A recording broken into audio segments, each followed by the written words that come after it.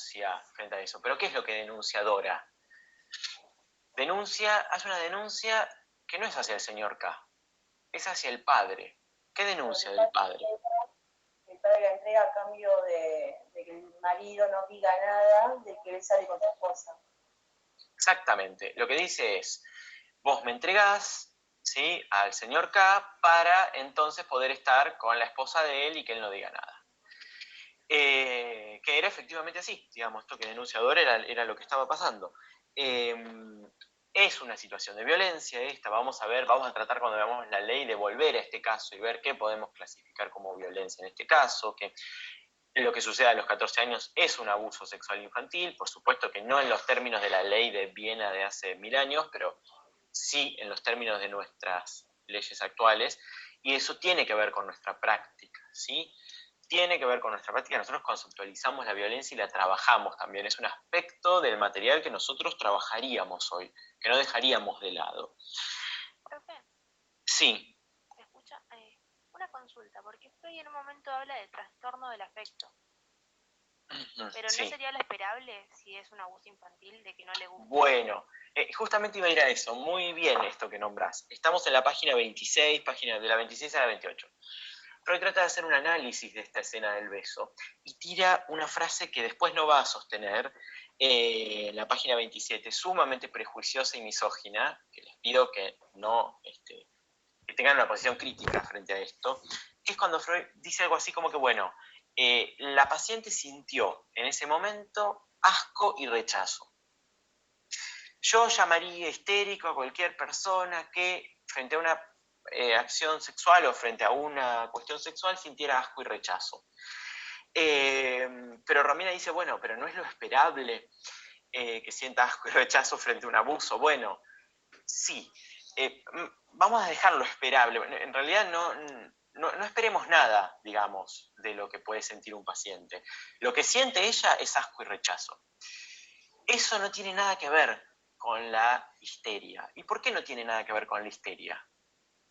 Ese asco y rechazo que la paciente siente. Porque es la respuesta a una situación traumática. Muy bien, exactamente. No sé quién habla, Lola. Bien, muy bien.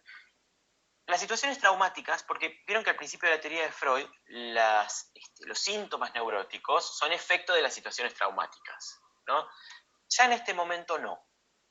Las situaciones traumáticas causan en las personas una serie de síntomas, ¿sí? El horror, el asco, el rechazo, son síntomas producto de situaciones traumáticas. Ahí no está en juego el mecanismo psíquico de la represión. Esto no ocurre solamente en neuróticos, puede ocurrir en otras personas también. No es lo específico de la neurosis ni de la histeria. ¿Sí? No tiene nada que ver con esto la histeria. ¿Sí? La histeria tiene que ver con la sexualidad infantil, la represión de algunos componentes, y nosotros vamos a construir la histeria de Dora.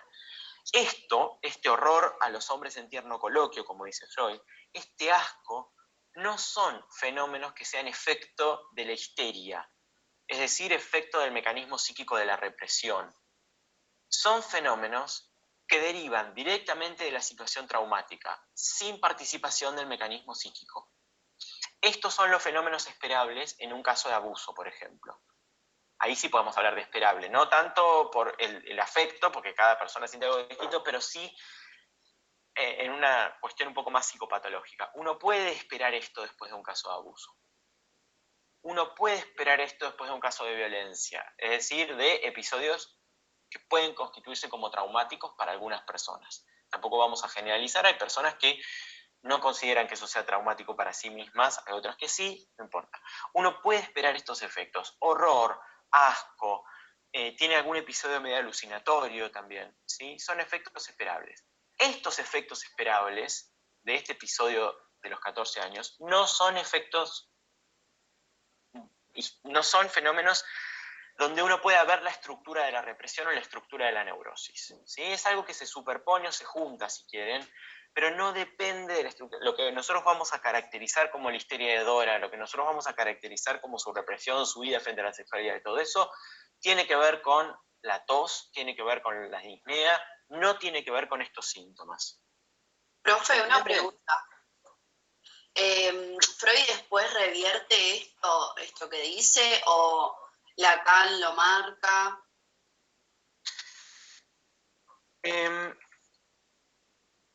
Sí, no sé si lo revierte directamente. Va a quedar claro después que no alcanza con el asco para la huida frente a la sexualidad. Que la huida frente a la sexualidad es frente a la sexualidad infantil.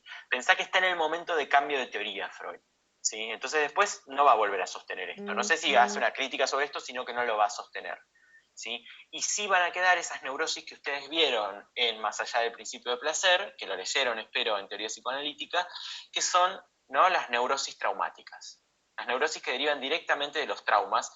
Esos son los fenómenos que uno puede esperarse después de casos de abuso sexual, ¿sí? Después de personas que han sufrido abusos sexuales, no síntomas histéricos. ¿Sí? Los síntomas histéricos tienen otra etiología. Que las dos cosas puedan estar en un mismo caso, perfecto, puede suceder, como sucede en el caso de Dora. ¿Sí? Pero fíjate que hay una cuestión interesante, y es que de cualquier manera Freud no engancha este episodio del beso con la etiología de la tos. No lo engancha con eso. ¿Sí? Los fenómenos histéricos actuales que presenta la paciente no tienen nada que ver con este episodio del beso. Queda desenganchado de la causación del síntoma. ¿Sí? Esta vivencia no la engancha, no la puede enganchar tampoco, no hay forma. Queda desenganchada de la cuestión. Bien, vamos a la idea hipervalente y cerremos con esto. Cuando trabajemos los protocolos de violencia de género, cuando trabajemos la ley, volvamos a este caso, ¿sí? Y veamos qué cosas podríamos hacer diferenciales. No sé, Guadalupe, vos que tenés un recorrido bastante amplio en esto, si querés agregar algo, contarnos algo más. Sí, en relación, ¿te referías por ahí a histeria, a algo de a la cuestión de cómo pensamos la violencia de género, cómo pensamos las violencias en general en la cátedra, no, me parece la lectura esta de Freud. Claro, me parece súper importante. Cuando yo la cursé también la materia no estaba esta lectura, y creo que fue también una lucha, digamos, que se dio no solo a nivel estudiantil, sino desde los profesores, digamos, desde distintos ámbitos, que por ahí reflejó algo de lo social, ¿no? De lo que se venía dando a nivel social. Y es súper importante también, si bien por ahí Lacan, así como decía una compañera, de que hace, digamos, una relectura de Freud en este sentido, y por ahí en el caso de Dora en específico, está bueno también que nosotros podamos aportarle algo de lo que resulta transversal, ¿no? También a la clínica, a nuestra formación, como es la formación de género. Y es sumamente importante, además, me parece a mí, por una cuestión bien clínica. ¿Por qué? Porque nosotros en la clínica tenemos que poder detectar qué corresponde a un efecto directo de un trauma psíquico, ¿sí? Y qué corresponde a la etiopatogenia de la histeria. Si nosotros tenemos que poder detectar eso. Y no pensar que todos los síntomas, como se trata de un paciente histérico, porque tal y tal cosa, todos esos síntomas corresponden a la etiopatogenia de la histeria. No, porque los neuróticos también sufren traumas, ¿sí?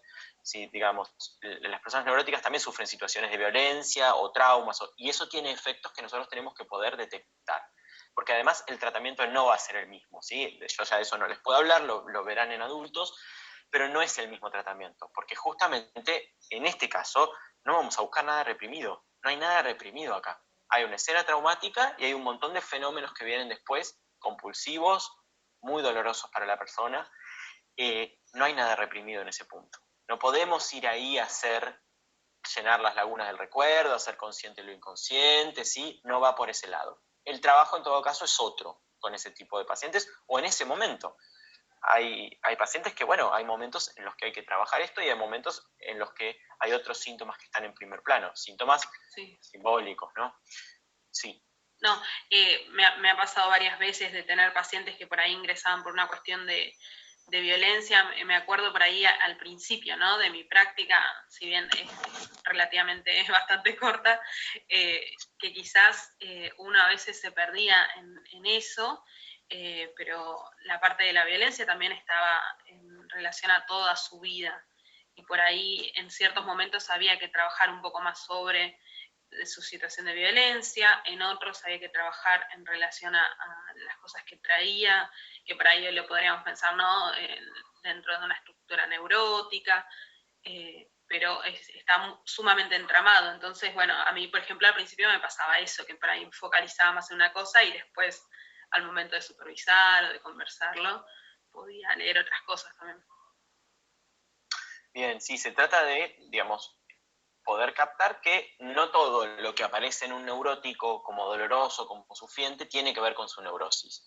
Hay cosas que tienen que ver con sus condiciones de vida, hay otras que son efectos directos de eventos traumáticos, como es en este caso todo lo que queda después de la escena del beso, ¿sí? Que deberíamos llamar la escena del abuso, igual ya hoy, año 2021, pero bueno, quedó como escena del beso, y estar atentos a eso, ¿sí? Vamos a volver un poco a la neurosis. Freud tiene una hipótesis que en realidad es un prejuicio que Lacan critica muchísimo, y que es la cuestión de que toda la interpretación y todo el historial para Freud gira en que ahí lo que reprime Dora de su sexualidad es su amor por el señor K. ¿Sí? Lacan dice directamente que es un prejuicio en un texto que vamos a leer, ¿no? Lacan se burla de Freud, tiene un estilo muy irónico Lacan cuando escribe, y bueno, es un poco su forma, se burla de Freud, y dice que Freud piensa que como el hilo es para la aguja, el muchacho es para la muchacha, ¿no? Y que entonces todas las interpretaciones de Freud van por el lado de tratar de ver cómo Dora estaba enamorada del señor K y enchufarle esta interpretación a Dora, ¿sí? Les pido que, mientras tanto, pongan el presente, por favor. Así vamos a tratar de hacerlo. Encima cambió, no sé si a ustedes les pasa lo mismo, cambió Meet. Y no lo estoy entendiendo muy bien al Meet. Yo ahí lo copio, lo guardo y después lo mando. Bien, la interpretación de Freud entonces va siempre en la vía de ustedes